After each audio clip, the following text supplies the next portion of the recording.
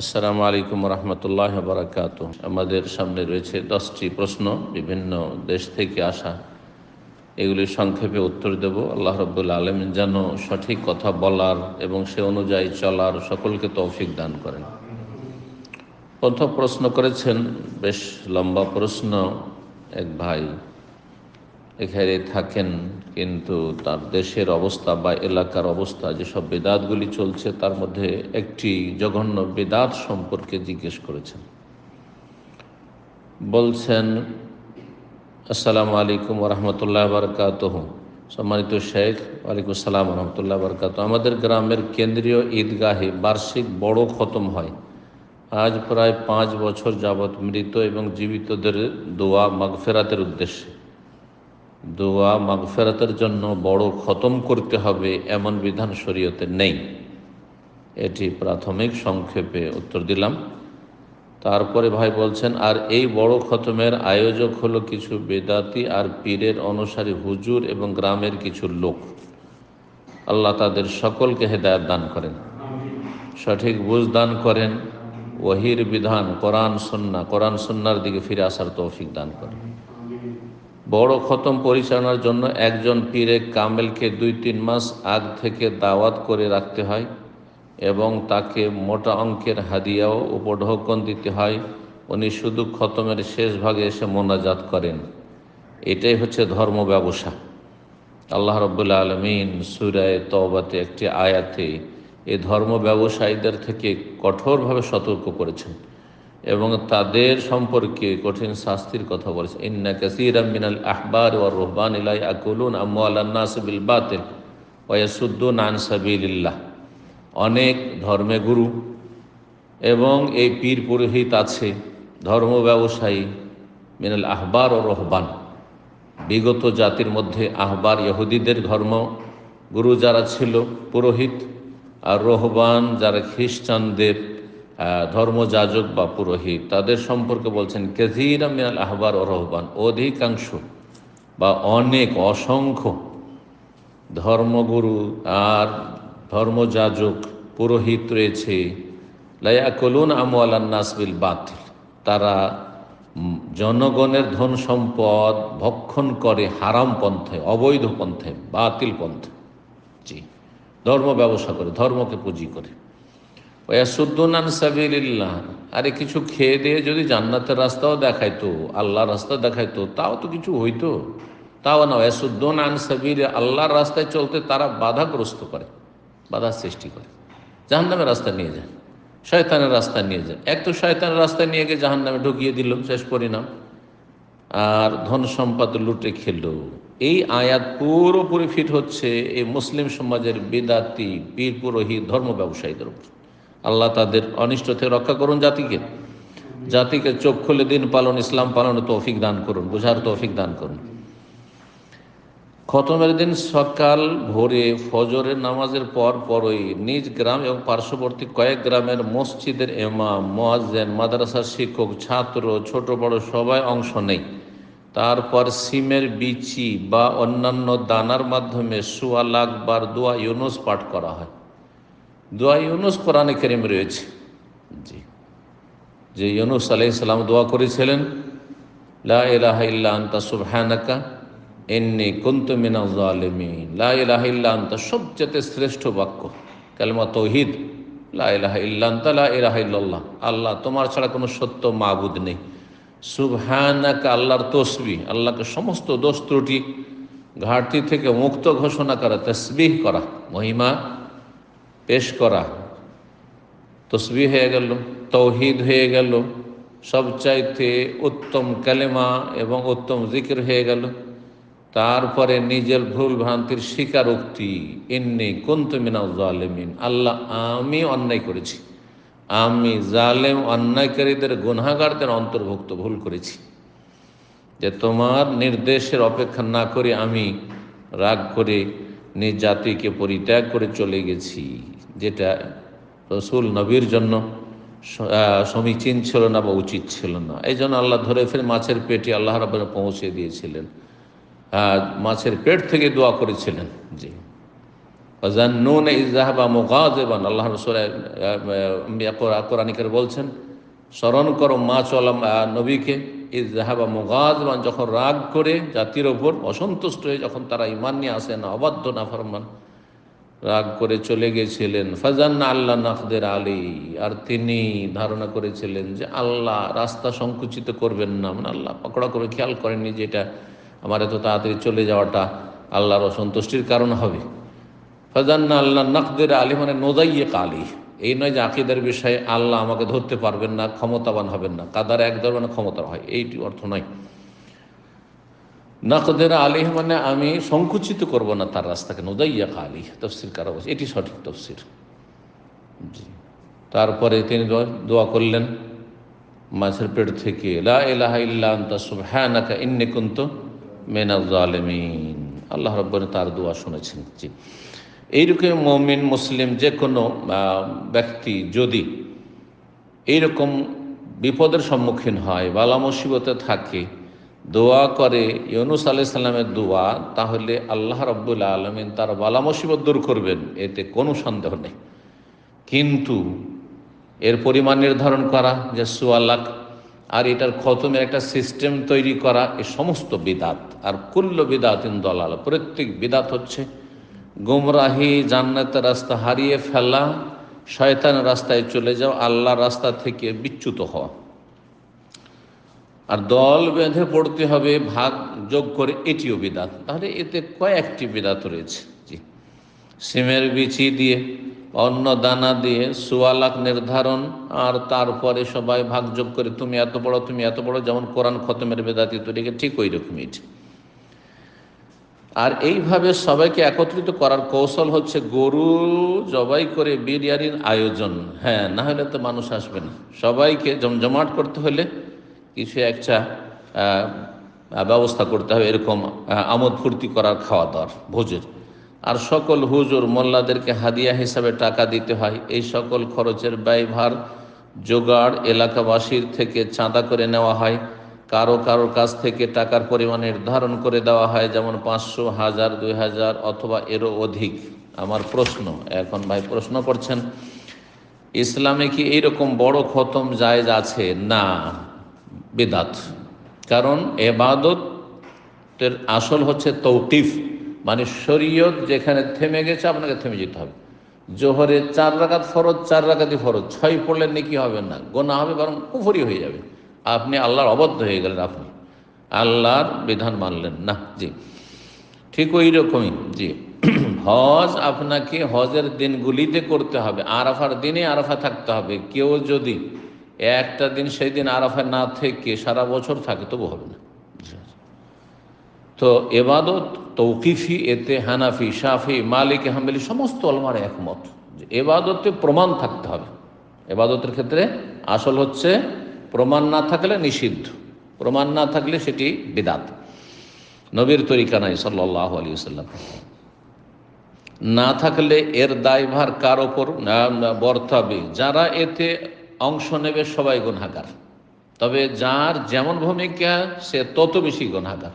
যেমন যারা এখানে পয়সা দেবে তারা গুনাহগার, যারা এইসব মোল্লারা যারা এর নেতৃত্ব দিবে, ধর্মীয় নেতৃত্ব এবং আয়োজন করছে তারা গুনাহগার, এতে যারা এইসব খতম করছে তারা গুনাহগার, এইসব দুআ ইউনুস পড়ে গুনাহগার। কারণ নবী সাল্লাল্লাহু আলাইহি ওয়াসাল্লামের তরিকায়, সাহাবায়ে কেরামের তরিকায় দুআ ইউনুস পড়ল না, বরং তারা নিজেদের বাপদাদার তরিকায় ধর্মকর্ম করলো। সুতরাং তারা নবী সাল্লাল্লাহু আলাইহি ওয়াসাল্লামের আদর্শ বহির্ভূত। মান রাগিবা আন সুন্নতি ফালাইসা মিন্নি, নবী সাল্লাল্লাহু আলাইহি ওয়াসাল্লাম আমার আদর্শ থেকে, তরিকা থেকে যারা মুখ ফিরিয়ে নেবে, এড়িয়ে যাবে, অন্য পথে চলবে, তারা আমার দলভুক্ত নয়। এরা নবী সাল্লাল্লাহু আলাইহি ওয়াসাল্লামের দলভুক্ত নয়।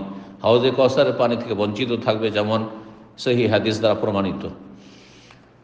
২ নম্বরে জিজ্ঞাসা করছে, এমত অবস্থায় সকলের করণীয় বর্জনে। করণীয় হচ্ছে যে এই রকম বেদাতি অনুষ্ঠান খতমের যে হচ্ছে তাকে সার্বিক দিক থেকে বর্জন করতে হবে, এবং যারা এসব করছে তাদেরকে যথাসাধ্য যার যতটুকু ক্ষমতা রয়েছে কোণঠাসা করার চেষ্টা করতে হবে। যাদেরকে আল্লাহ ক্ষমতা দিয়েছেন, রাষ্ট্রীয় ক্ষমতা, এলাকার যারা চেয়ারম্যান রয়েছেন, এমপি রয়েছেন, তারপরে প্রশাসন রয়েছে, তাদের ফরজ এসব অন্যায় কাজে বাধা দেবে। যেমন সৌদি আরবে কোনো শিরক বেদাতের আস্থানা নেই এবং শিরক বেদাতি ধর্মকর্ম করার কোনো রকমের সুযোগ নেই। কোরআন সুন্নাহর কথা বললে আহলান ও সাহলান, না হলে কোনো সুযোগ নেই। ঠিক তেমনি যে কোনো দেশের যারা নেতৃস্থানীয় ব্যক্তি প্রশাসনে রয়েছে তাদের উপর ফরজ এই যে এসবে বাধা দেবে শক্তভাবে। কবরবাসীদের জন্য কিভাবে দোয়া করব? কবরবাসীর জন্য যেভাবে নবী সাল্লাল্লাহু আলাইহি ওয়াসাল্লাম সাহাবারা দোয়া করেছেন, আপনি একাই চলে যান, দল বেঁধে নিয়ে যেতে হবে, দোয়া করতে হবে, খাওয়া দাওয়ার ব্যবস্থা করতে হবে, তার আগে কোনো খতম করতে হবে, কোরআন খতম অথবা খতমে খাজেগান অথবা খতমে ইউনুস অথবা খতমে জালালি অমুক তমুক সমস্ত খতমগুলি বিদাত না। তারপরে বলছেন যে কবরবাসীদের জন্য কীভাবে দোয়া করবে, এবং যারা দুনিয়াতে আছি যার যে প্রয়োজন দোয়া করবেন, নিজের জন্য অন্যদের জন্য দোয়া করবেন, যতটা তাদের জন্য প্রয়োজন মনে করছেন, যেই প্রয়োজনগুলি মনে করছে সেই প্রয়োজন আপনি আপনজন প্রিয়জনদের জন্য করবেন। আর এমনিতে আল্লাহ রাব্বুল আলামিন মুমিন মুমিনাতকে আল্লাহ দুনিয়াতে ভালো রাখুন, আখিরাতে আল্লাহ ভালো রাখুন, এইসব দোয়া রব্বানা ইগফির লানা ওয়া লিইখওয়ানিনা আল্লাযিনা সাবাকুনা বিল ঈমান। বাপ মায়ের জন্য যেসব দোয়া রয়েছে করবেন, আরবিতে করবেন, না হয় নিজের ভাষায় করবেন, সেটা বেশি আরও ভালো যে বুঝে সুঝে করলেন। জি, এই ছিল ভাইয়ের প্রশ্ন। তারপরে বলছে আল্লাহ পাক আপনাকে নেক হায়াত দান করেন, দুনিয়া এবং আখিরাতে উত্তম জাযা দান করেন, আমিন। এবং আপনাদেরকে আল্লাহ রাব্বুল আলামিন সুন্নাতের অনুসারী হওয়ার তৌফিক দান করেন, বিদআত থেকে মুক্ত থাকার তৌফিক দান করেন, এবং বিদআত আর বিদআতীদেরকে কোণঠাসা করে সমাজ থেকে দূরে সরার আল্লাহ রাব্বুল আলামিন তৌফিক দান করেন। দ্বিতীয় প্রশ্ন বলছেন, আসসালামু আলাইকুম শেখ। ওয়ালাইকুম আসসালাম ওয়া রাহমাতুল্লাহ। আমরা যারা সাধারণ মুসলিম, আমাদের দিন সম্পর্কে তেমন জ্ঞান নেই, আমরা দিনের জন্য মেহনত করি না, বরং গুনাহও করে ফেলি। শেখ, জান্নাতে 100টির অধিক স্তর রয়েছে। শেখ, আমরা তো চাই রাসূলুল্লাহ সাল্লাল্লাহু আলাইহি ওয়াসাল্লামের সাথে একই জান্নাতে থাকতে, আমাদের কি করার? নবী সাল্লাল্লাহু আলাইহি ওয়াসাল্লামের সাথে মাশাআল্লাহ একই সাথে থাকতে চান, জান্নাতে থাকতে চান, আবার 100টা মর্যাদা যে স্তর রয়েছে জান্নাতে তার আপনি ওপর লেভেলে থাকতে চান। এত যখন মাশাআল্লাহ উচ্চ আকাঙ্ক্ষা, তো আকাঙ্ক্ষা অনুযায়ী আকীদা, আমল, আখলাক, চরিত্র, ঈমান হইতে হবে। আল্লাহ তৌফিক দান করেন। কিন্তু কিভাবে আপনি বলছেন যে দিন সম্পর্কে তেমন জ্ঞান নেই? তো জ্ঞান শেখার প্রয়োজন রয়েছে, ফরজ, এবং সময় সুযোগও রয়েছে, যে ইলম শেখার কোনো আয়ু নেই। ওলামারা বলছেন আল ইলমু মিনাল মাহদি ইলাল লাহাদ, ইলম শেখার সময়কাল হচ্ছে মায়ের কোল থেকে বা দোলনা থেকে লাহাদ, কবর পর্যন্ত। আমরা সবসময় এখন ইলম শিখছি মাশাআল্লাহ। জি, এটা হচ্ছে ইসলামিক তরিকা। সাহাবায়ে কেরাম বুড়ো বুড়ো বয়সে দাড়ি সাদা হয়েছে, হ্যাঁ, আর তারপরে ইসলাম গ্রহণ করেছেন, দিন শিখেছেন, আপনিও শিখেন। জ্ঞান নেই, জ্ঞান বাড়ান। আমরা দিনের জন্য মেহনত করি না, মেহনত করছেন না, করেন, দাওয়াতি কাজ করেন, এটা তৃতীয় লেভেল। আগে ইমান এলেম ঠিক করুন, এমান, তারপরে আমল বাড়ান। আপনি ফরজ যথাযথ আদায় করেন, হারাম থেকে পুরোপুরি বেঁচে থাকেন, সুন্নত নফল বেশি বেশি পড়ান, অপছন্দনীয় কথা কাজ থেকে দূরে থাকুন। এইভাবে আল্লাহর সান্নিধ্য লাভ করুন। মেহনত করেন না, মেহনত করেন, আপনি দাওয়াতি কাজ করেন, তাহলে আপনি আম্বিয়া রসুলগণের কাছাকাছি হইতে পারবেন। কারণ আম্বিয়া রসুলগণের পেশা হচ্ছে দাওয়াত। সুতরাং যারা যেই পেশার, সেই পেশার লোকের সাথে দুনিয়াতে স্থান পায়। ডাক্তারদের মজলিসে বসে, আলেমারা আলেমদের মজলিসে বসে, হ্যাঁ, তাই না? ইঞ্জিনিয়াররা ইঞ্জিনিয়ারদের সাথে উঠা বসা করে। ঠিক তেমনি আপনি আম্বিয়া রসুলগণের সাথে যদি উঠা বসা করতে চান, কাছাকাছি হতে চান, তাহলে সেই পেশা গ্রহণ করেন।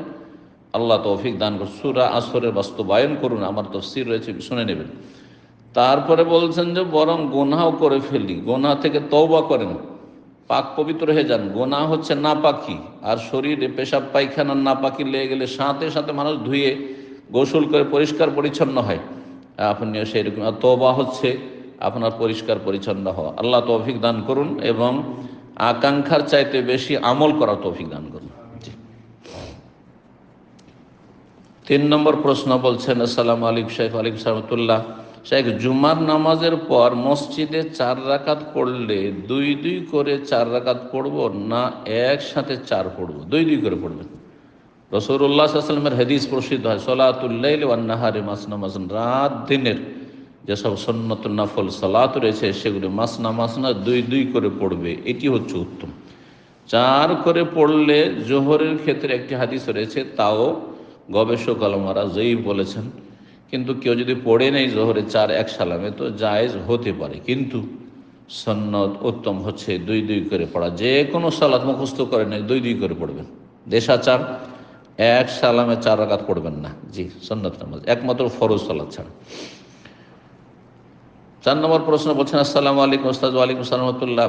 মহিলারা প্রতি মাসে স্বাভাবিক যে অসুস্থ হয় তখন নিয়মিত যে আমলগুলো করা হয়, অর্থাৎ রাতে সূরা মুলক, সূরা সাজদা পড়ে, তো সূরা সাজদাতে যে সেজদার আয়াত আছে তখন কি সেজদা করবে? সেজদা করার বিষয়টি সহজ, তার চাইতে কঠিন মাসলা হচ্ছে, ইখতিলাফি মাসলা হচ্ছে তেলাওয়াত করা। এই যে সূরা সেজদার তেলাওয়াত মাসিক অবস্থায় অথবা প্রসূতি মহিলাদের যখন বাচ্চা ভূমিষ্ঠ হওয়ার পরে ব্লিডিং হচ্ছে, নেফাস অবস্থায়, এইসব নাপাক অবস্থা, বড় নাপাকি, এই দুটো অবস্থায় মহিলারা কোরআনে কারিমের তেলাওয়াত করতে পারবে কিনা, সেটা আয়াতুল কুরসি হোক, এমনি কোরআনে কারিমের তেলাওয়াত হোক। প্রথম কথা, স্পর্শ করা, স্পর্শ করতে পারবেন, ছুঁয়ে কোরআনে কারিম স্পর্শ করে তেলাওয়াত করতে পারবে না, বেলে ইজমা, জি, কাছাকাছি জায়েজই নয় যে কোরআনে কারিম স্পর্শ করে বড় নাপাকি অবস্থায়। এখন বাকি তাহলে মুখস্থ পড়তে পারবে কিনা কোরআনে কারিম, এই ক্ষেত্রে অধিকাংশ আইম্মায়ে কেরাম বলছেন না, পড়তে পারবেন। একমাত্র মালিকি মত, হাম্বলি, শাফেঈ, হানাফি, এমনকি অনেক আহলে হাদিসও বলছেন যে বড় নাপাকি মাসিক অবস্থায় আর এই নেফাস অবস্থায় কোরআনে কারিম তেলাওয়াত করা জায়েজ না। কিছু কিছু ওলামারা বলেছেন সীমিত আকারে যায়, সেটা হচ্ছে কোরআনের হাফেজা, কোরআনের শিক্ষিকা বা কোরআনের ছাত্রী যদি এই সপ্তাহ ধরে কোরআন না পড়ে তাহলে ভুলে যাওয়ার আশঙ্কা রয়েছে ইত্যাদি, সেই জন্য তাদের ক্ষেত্রে অনুমতি দিয়েছেন। আরেক দল গবেষক ওলামারা বলছেন, মুহাক্কিক ওলামা শেখ ইবনে বাজ, ইবনে উসাইমিন রাহিমাহুল্লাহ, আর ফতোয়া এইরকমই রয়েছে যে কোরআনে কারীম মুখস্থ পড়তে পারবে মাসিক অবস্থায় আর নেফাস অবস্থায়, তবে জন্মী অবস্থায় পারবে না। অর্থাৎ কারো স্বপ্নদোষ হয়েছে অথবা স্বামী স্ত্রীর মিলন হয়েছে, কারণ এই সময়টার যে নাপাকি, সেই নাপাকি দূর করতে পারবেন গোসল করে নিলে হইল। কিন্তু মাসিক অবস্থায় ওটা 1 সপ্তাহ 10 দিন মাসিক আছে, গোসল করলেও তো নাপাক, সেজন্য সেই ক্ষেত্রে কোরআনে কারীম তেলাওয়াত করতে পারবেন। মালিকি মজহাবের ফতোয়া এটি, আর কিছু সালাফি ওলামাদের ফতোয়া রয়েছে। আর এই ফতোয়া আমরা দিয়ে থাকি যদি ভুলে যাওয়ার আশঙ্কা থাকে এই ক্ষেত্রেও, এবং জিকির আজকারের ক্ষেত্রে, বা আপনি কোরআন তেলাওয়াত করতে চান মুখস্থ তেলাওয়াত করতে পারবেন, জি। তো সূরা মুলক, সূরা সাজদা, সেটা এমনি তেলাওয়াত হোক, এরকম আয়াতুল কুরসি, এগুলি এমনি তেলাওয়াত হোক, অথবা রাতের জিকির হিসাবে হোক বা তেলাওয়াত হিসাবে হোক, যেটা এখানে উল্লেখ করেছেন ইখতিলাফি মাসলা হলেও পড়া যেতে পারে। আর সেজদার বিষয়টি, সেজদা তেলাওয়াত, সালাতের সেজদার জন্য পবিত্রতা শর্ত, শুকরানা সেজদার জন্য পবিত্রতার কোনো শর্ত না। পাক অবস্থায় গোসল ফরজ আছে, স্বামী স্ত্রী সহবাস হয়েছে, হঠাৎ করে একটা খুশির খবর এসেছে, সাথে সাথে সেজদা করেন, জি। এমনকি ওলামা বলছেন কিবলাও শর্ত না, তবে কিবলামুখী হলে ভালো, কিবলাও শর্ত নেই সেজদার জন্য। ঠিক তেমনই সেজদা তেলাওয়াত, আমি তেলাওয়াত করছি ধরেন এখন পূর্ব দিকে মুখ করে অথবা উত্তর দক্ষিণ দিকে মুখ করে, কিবলার দিকে মুখ করে নেয়, হ্যাঁ, কিবলা আমার বাম পাশে রয়েছে, ঠিক না, কিবলার দিকে মুখ করে নেয়। আমি এই তেলাওয়াত করতে করতে আমাকে কিবলামুখী হয়ে সেজদা তেলাওয়াত করতে, এটা জরুরি না, উত্তম, শুধু মোস্তাহাব বলেছেন ওলামারা। এইরকম পবিত্রতা শর্ত নয়, বিনা ওযুতে মুখস্থ তেলাওয়াত করছিলাম, আর এই অবস্থায় বড় নাপাকি আছে, কেউ পড়ছে যাদের কাছে জায়েজ রয়েছে, আর সেজদা তেলাওয়াত আসলে সাথে সাথে সেজদা করবে, তার জন্য তাহারাত বড় নাপাকি থেকে অথবা ছোট নাপাকি থেকে উযুও শর্ত নেই, গোসলও শর্ত নেই, জি। 5 নম্বর প্রশ্ন বলছেন, আসসালামু আলাইকুম শেখ। ওয়ালাইকুম সালাম। আমি ভবিষ্যতে কোনো একটি কাজ করব না বলে শপথ করেছিলাম, কসম করেছিলাম, পরে সেই শপথ ভেঙে ফেলি, তারপর শপথ ভাঙার কাফারা স্বরূপ 3 দিন রোজা রাখি। কোরআনে বর্ণিত আছে যদি শপথ ভাঙা হয় সেই ক্ষেত্রে সামর্থ্য থাকলে শপথের কাফারা স্বরূপ 10 জন ফকির মিসকিনের খাদ্য বা বস্ত্র দিতে হবে বা দাসমুক্ত করতে হবে, এই 3টিতে অপশন রয়েছে, জি। লা ইউআখিযুকুমুল্লাহু বিল্লাগwi ফি আইমানিকুম ওয়ালাকিন ইউআখিযুকুম বিমা আক্কাদতুমুল আইমান ফাকাফফারাতু ইতআমু 10 মাসাকিন, 10 মিসকিনের খাবার, আও কিসওয়াতুহুম মিন আওসাতি মা তুতঈমুন আহলিকুম, মধ্যম শ্রেণীর খাবার যেটা তোমরা খাওয়া দাওয়া করো বা খেতে দাও ছেলে মেয়েদেরকে, তোমার পরিবারকে, আও কিসওয়াতা বা 10 জনের বস্ত্র, আও তাহরিরুর রাকাবা অথবা একটি গোলাম স্বাধীন করা। তো গোলামের যুগ নেই, তাহলে দুটোতে স্বাধীনতা থাকলে যে হয় 10 মিসকিনকে খাওয়ান আর নয় 10 মিসকিনের পোশাক দেন, একটা লুঙ্গি একটা জামা, তাতে বেশি খরচ পড়ে যাবে। সেই জন্য 10 জনের খাবারে মানুষ আজকাল যাচ্ছে বেশি। যদি এই তিনটির কোনো একটি না পারেন, অপারগ হন, অভাবী, এই ক্ষেত্রে আল্লাহ বলছেন ফাসিয়াম ও সালাসাতে আইয়াম, 3 দিন সিয়াম পালন করবে। তো 3 দিন সিয়াম পালন করেছেন, এতে যদি সামর্থ্য না থাকে সেই ক্ষেত্রে 3টি রোজা রাখে। এখন আমার প্রশ্ন হলো, আমি স্টুডেন্ট বা বেকার, নিজস্ব সামর্থ্য নেই, তাহলে আমার শপথের কাফারা হিসেবে ফকির মিসকিনদের খাদ্য খাওয়াতে আমার বাবা মাকে বলে তাদের কাছ থেকে কাফারা দেওয়ার জন্য অর্থ কি নিতেই হবে, নাকি আমার 3 দিনের রোজা রাখার ফলে কাফারা আদায় হয়ে গেছে? কাফারা আদায় হয়ে যাবে, কারণ ব্যক্তি মালিকা নেই, যেহেতু অর্থ সম্পদ নেই। তবে যদি বাবার কাছে চেয়ে নেই, যে বাবার হোটেলে খাচ্ছে, বাবার কাছে চেয়ে নিল, তাহলে ভালো, অসুবিধা নেই। বাবার কাছে চেয়ে নিল যে আমার কাফারা দিতে হবে, যদি দিয়ে দেয় তো ভালো, আর না হলে রোজা রাখবে, 3টি সিয়াম পালন করবে। আর 3টি সিয়াম যেহেতু পালন করা হয়ে গেছে এই ক্ষেত্রে, আর স্টুডেন্ট লাইফে, সুতরাং যথেষ্ট হয়ে গেছে। 6 নম্বর প্রশ্ন বলছেন, আসসালামু আলাইকুম শাইখ। ওয়ালাইকুম সালাম। আমার আম্মার বয়স প্রায় 80, গত 4 বছর আগে ব্রেন স্ট্রোক হয়েছিল। বিভিন্ন চিকিৎসা ও ফিজিওথেরাপি দেওয়ার পর কখনো একাকী কারো সাহায্যে মোটামুটি চলাফেরা করেন, কথা বলতে বুঝতে পারতেন, তখন তার রোজার ফিদিয়া আদায় করা হয়েছে। কিন্তু প্রায় 1-1.5 বছর যাবৎ তিনি প্রায় অপ্রজ্ঞাকৃতিস্থ শিশুলোভ হয়ে গেছেন। কোনো কিছু বলতে বোঝাতে পারেন না, কিছু বললেও বোঝেন না, সর্বদা শুয়ে থাকেন। এই অবস্থায় এই 2023-এর রোজাটা পার হয়েছে, এই ক্ষেত্রে তার রোজার ফিদিয়ার হুকুম কি? এই ক্ষেত্রেও কি ফিদিয়া আদায় করতে হবে? আর প্রথম থেকেই তার ইস্তেঞ্জা, গোসল, খাওয়া, কাপড় চেঞ্জ ইত্যাদি সব অন্যজনকে করিয়ে দিতে হয়? স্বাভাবিক হুঁশ জ্ঞান ছিল না, সেই ক্ষেত্রে সালাতের হুকুম কি? যদি অধিকাংশ সময় হুঁশ থাকে তাহলে সালাত ফরজ, সালাত আদায় করতে হবে, স্মরণ করে দিতে হবে। তো একটু বেখেয়াল হয়ে যাচ্ছে, কিন্তু একটু খেয়াল করে দিলে সালাত আদায় করতে, তাহলে সালাত ফরজ। এইরকমের সিয়ামের ক্ষেত্রে যেহেতু বার্ধক্যে উপনীত হয়েছে, শরীয়তের বিধান হচ্ছে যে স্থায়ী রোগী অথবা একেবারে বার্ধক্যে পৌঁছে গেছে, যেই বার্ধক্যে ঘন ঘন খাবারের প্রয়োজন হয়, সিয়াম পালন করা, রোজা রাখা সম্ভব নয়, কষ্টকর।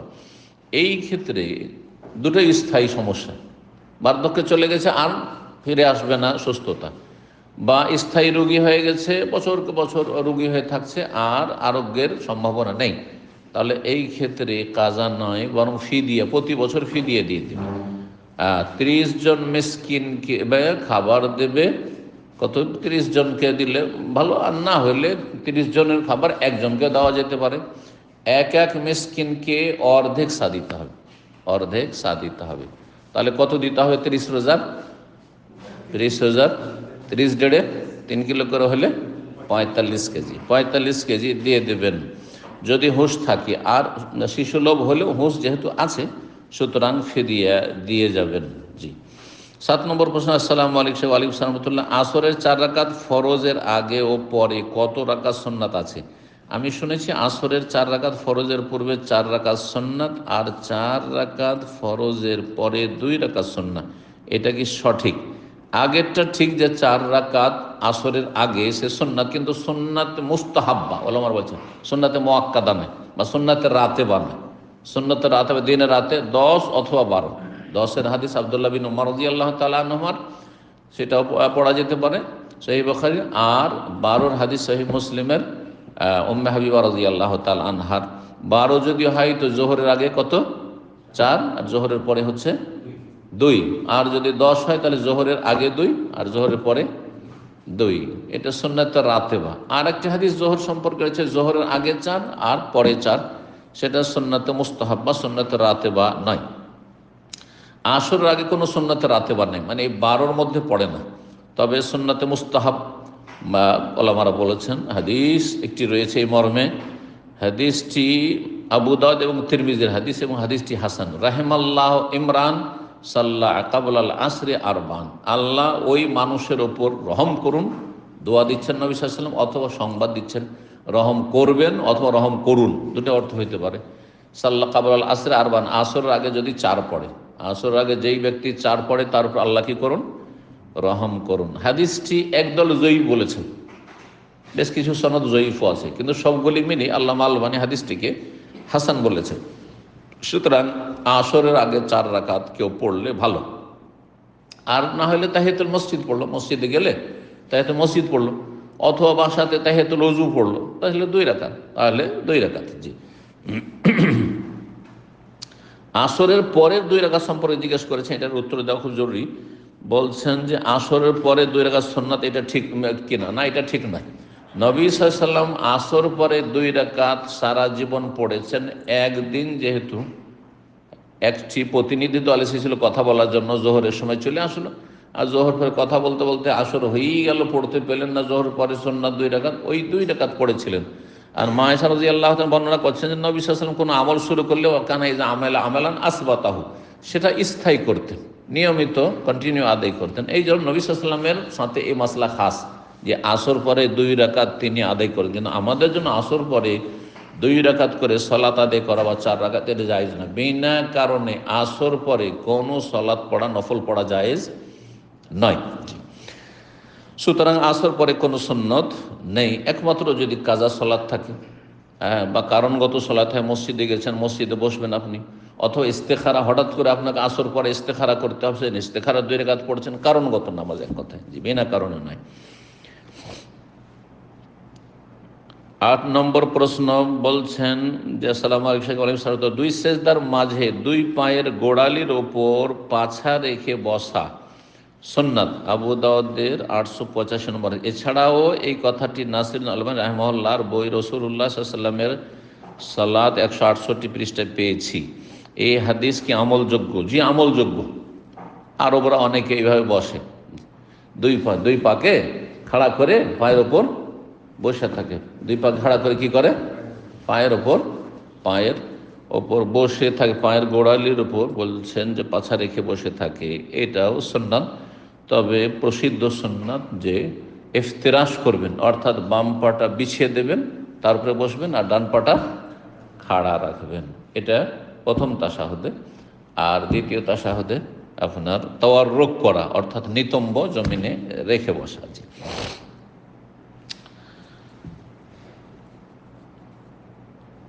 এই বসাটি একটু কষ্টকর, জানি না যারা অভ্যাস করে নিয়েছে। আমি মাঝে মাঝে দেখি 2-1 আরবকে বসতে, আর চিন্তা করি যে আমি 2-1 ট্রাই করে দেখেছি, এটা কষ্টকর আমার জন্য। ব্যথা, যদি ব্যথা হইতে লাগে পায়ে, তাহলে তো খুশু নষ্ট হয়ে যাবে।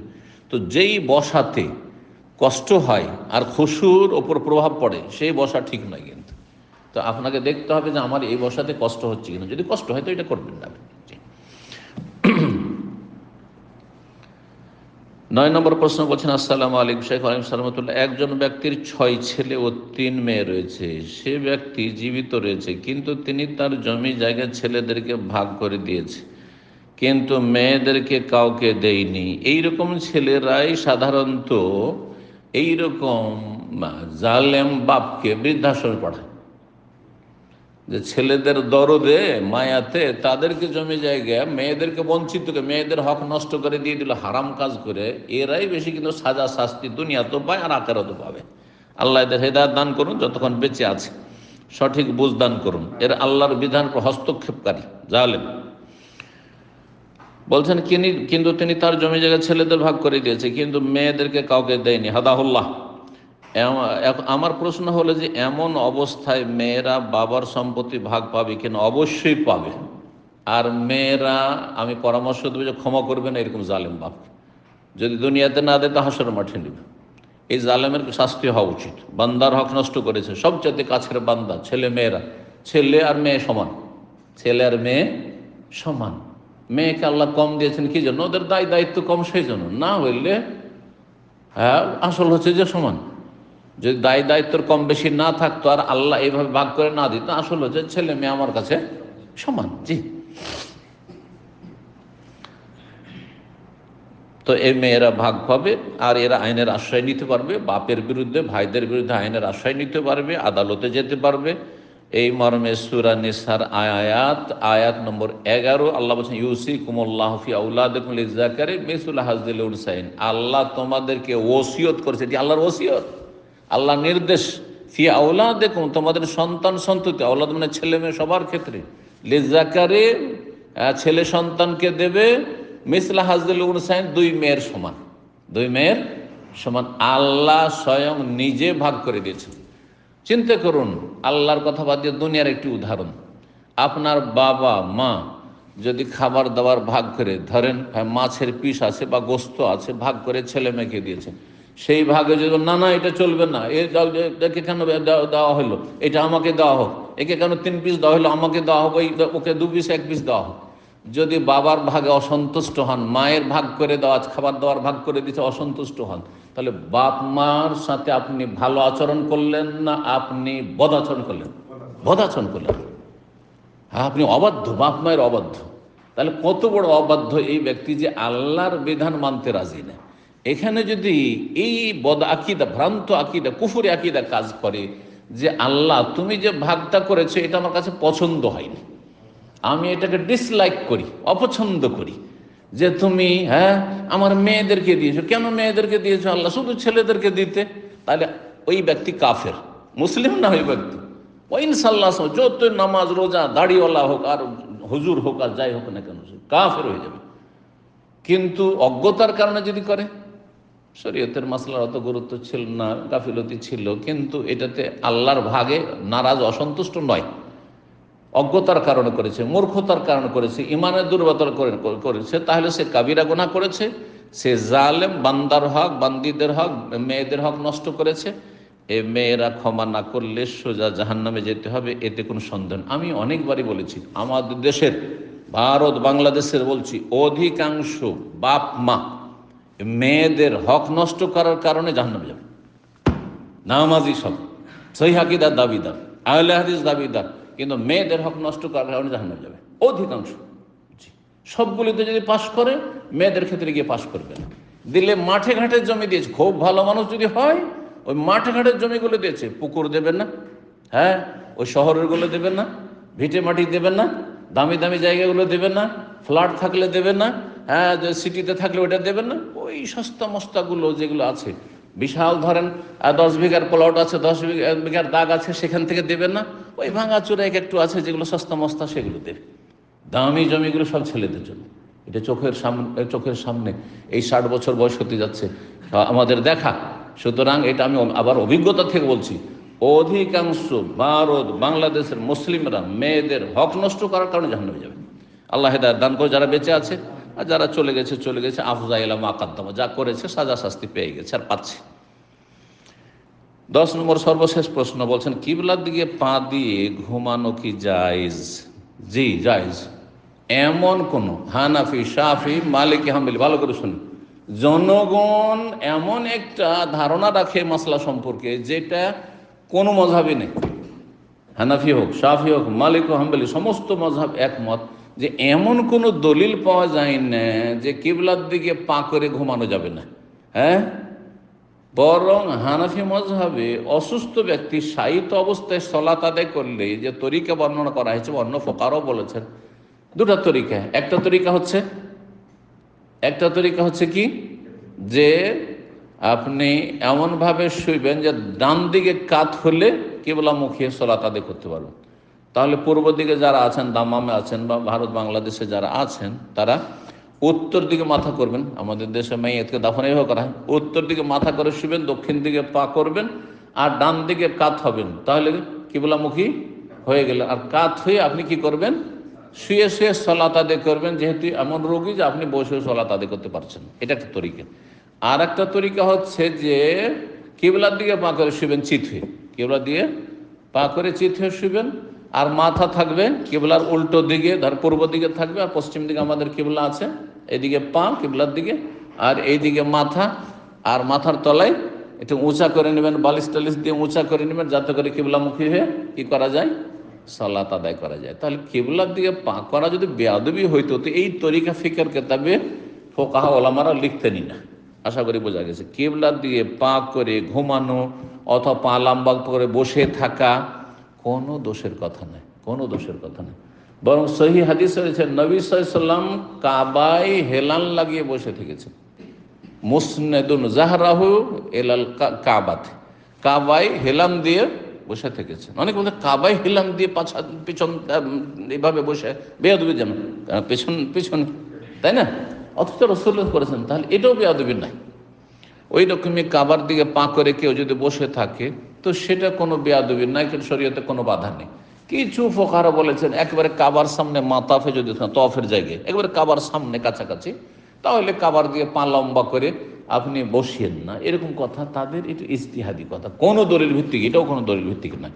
হ্যাঁ, সামনে যদি কোরআনে কারীম থাকে, সামনে কোরআনে কারীমের সেলফ আছে, তাহলে সেদিকে পা লম্বা করে শোয়াও জায়েজ নয়। হ্যাঁ, একমাত্র ওপরে থাকে সেটা আলাদা কথা, ধরো ওপরে আলমারিতে রাখা আছে, সেলফে রাখা।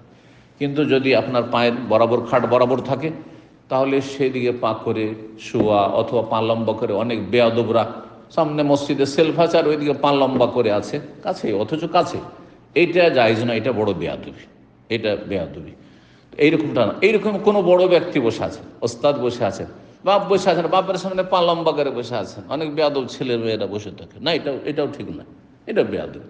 কিন্তু কাবার ক্ষেত্রে যে কাবার দিয়ে পা লম্বা করা যাবে না এমন কোনো দলিল শরীয়তে নেই। সুতরাং বিষয়টি সাধারণ মানুষের ধারণা মাত্র, এর পিছনে কোনো দলিল নেই। আসল হচ্ছে যে জায়েজ। সেখানে বাজ ইবনে উসাইমিন সমস্ত ওলামারা এই বিষয়টি উল্লেখ করেছেন। এখানেই প্রশ্ন উত্তর শেষ হচ্ছে। আল্লাহ রাব্বুল আলামিন যেন আমাদেরকে সঠিক কথা বলার, মেনে চলার, আমল করার এবং সেই দিকে দাওয়াত দেওয়ার তৌফিক দান করেন। রব্বুল বালা মুসিবত থেকে আল্লাহ হেফাজতে রাখেন। ও সাল্লাল্লাহু সাল্লাম নবিয়িনা মুহাম্মদ ওয়া আলা আলিহি ওয়া সাহবিহি আজমাইন।